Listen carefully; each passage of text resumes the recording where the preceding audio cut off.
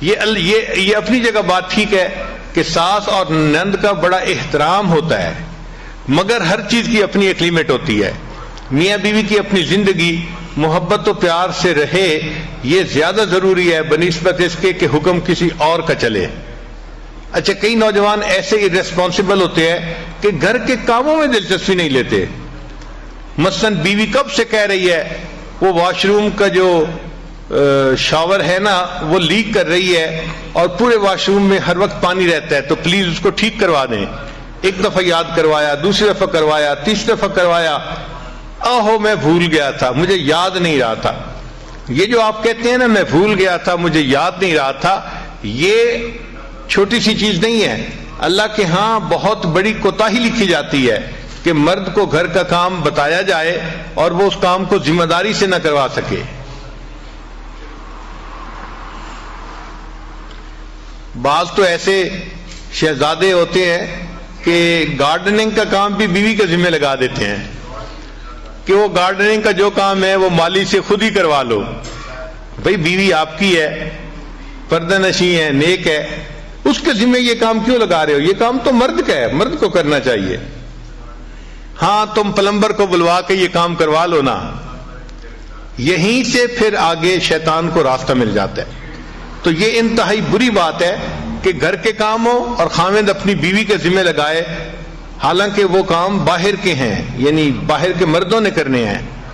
اور کئی تو ایسے ہیں، ہمیں سننے میں آیا کہ گاڑی خراب ہو جائے تو بیوی کو کہتے ہیں تم ٹھیک کروا کے لے آؤ. سبحان اللہ. اس خاوند کے منہ پہ ذرا 2 تھپڑ تو آرام سے لگانے چاہیے نا، پھر سوچنا چاہیے کہ اب تیسرا کیا کریں. تو irresponsible ہونا یہ بہت بری عادت ہے. اچھے خاوند کی پہلی صفت کہ وہ ایک responsible انسان ہو، وہ اپنے گھر کے کام کاج میں بھی دلچسپی لے، اور جہاں بیوی کو ہیلپ کی ضرورت ہے خاوند اس کی ہیلپ کرے. بس بیوی کو ایک ہی دفعہ بتانے کی ضرورت پڑے، بار بار یاد دلانے کی نہ پڑے، اور ایک دفعہ کہنے پہ وہ کام کر دیا جائے. اس سے اللہ تعالیٰ راضی ہو جاتے ہیں. آپ دیکھیں ان کاموں کی اتنی اہمیت ہے کہ حضرت موسیٰ علیہ السلام اپنی اہلیہ کے ساتھ سفر کر رہے ہیں، اور اہلیہ جو تھی وہ ولادت کا وقت ان کا قریب تھا، تو ان کو درد شروع ہو گئی. اب جب دردیں ہوتی ہیں تو سردی اور زیادہ بندے کو تکلیف دیتی ہے. تو حضرت موسیٰ علیہ السلام چاہتے تھے کہ کہیں سے آگ ملے تاکہ ان کو ذرا آگ کی گرمی کی وجہ سے ٹھنڈک کم ہو جائے. تو انہوں نے دیکھا کہ ایک درخت میں سے آگ نکل رہی تھی. تو حضرت موسیٰ علیہ السلام درخت سے آگ لینے کے لیے گئے تھے، اور اللہ نے وہاں ان کو پیغمبری عطا فرما دی تھی. تو بیوی کا کام تھا نا آگ لینے کے لیے جانا. آگ لینے کو جائیں پیغمبری مل جائے. اسی طرح نبی علیہ السلام اپنے گھر کے کاموں میں بہت دلچسپی لیتے تھے. بکری کا دودھ خود دو لیتے تھے، اپنے کپڑوں کو پیوند لگا دیتے تھے، اپنے جوتے کو سی لیتے تھے. گھر کے کاموں میں کئی مرتبہ نبی علیہ السلام نے روٹی پکانے میں مدد فرمائی. ایک مرتبہ فاطمہ زہرا اللہ نے روٹی بنا رہی تھی، نبی علیہ السلام تشریف لے گئے اور نبی علیہ السلام نے کہا کہ فاطمہ کچھ روٹیاں میں لگاتا ہوں. تو نبی علیہ السلام نے کچھ روٹیاں تنور کے اندر لگائیں. تو گھر کے کاموں میں دلچسپی لینا یہ مرد کی ذمہ داری بنتی ہے.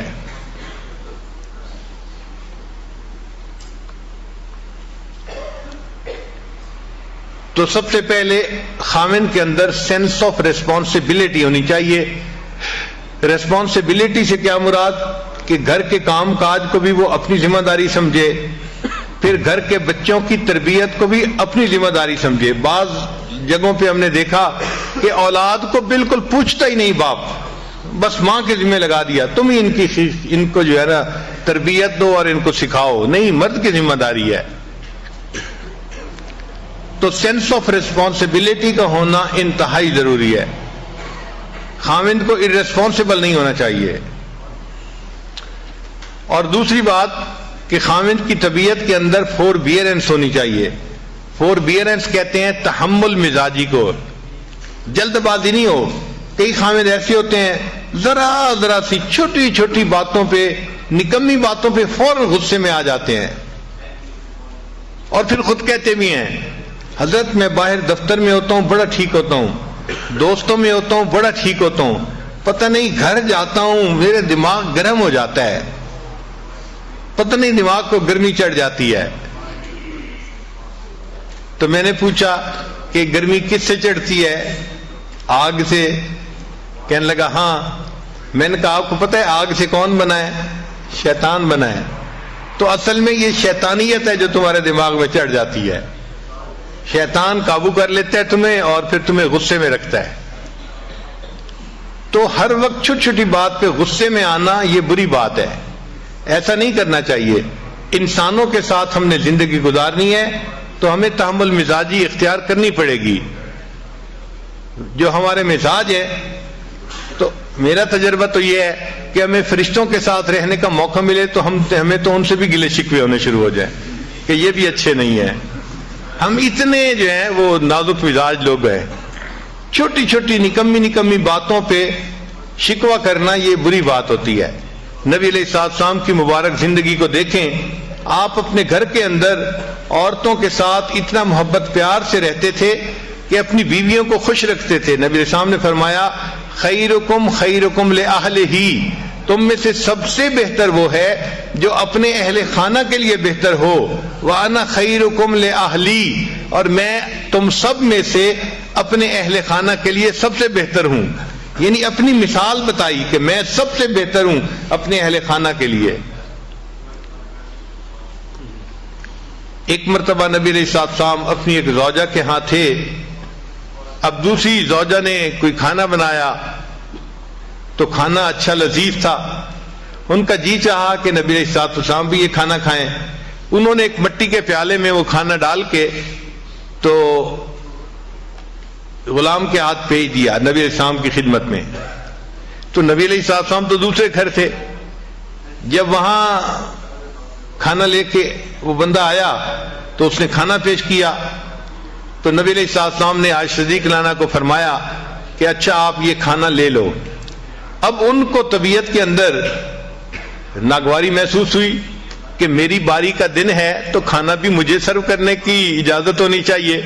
یہ کیا ہوا کہ میرا دن ہے اور کھانا کسی اور کی طرف سے آ رہا ہے. چنانچہ انہوں نے کھانا جو پکڑا تو اتنا بے دلی کے ساتھ کہ جیسے انسان ادھورے من سے کوئی کام کرتا ہے, اور وہ پیالہ زمین پہ گرا اور ٹوٹ گیا. اب ذرا سوچیں کیا سین ہوا ہوگا کہ کھانا جو لے کے آیا تو وہ پیالہ ہی ٹوٹ گیا, کھانا بھی نیچے گر گیا. ہم جیسا کوئی ہوتا ایک طوفان کھڑا کر دیتا, تم بدتمیز ہو, تمہیں سمجھ نہیں, تم یہ ہو, تم فلاں, پتہ نہیں کیا کیا القاب ہم ایک منٹ میں اس کو دے دیتے. مگر نبی علیہ السلام تحمل مزاجی سے اٹھے اور آپ نے دو کام کیے.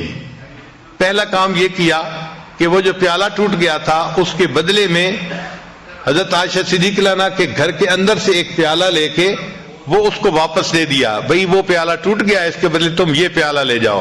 اور پھر اسے فرمایا غارت امو کی, اصل میں تمہاری والدہ کو غیرت آ گئی تھی اس لیے ایسا ہو گیا. یعنی اس کو سمجھا بھی دیا.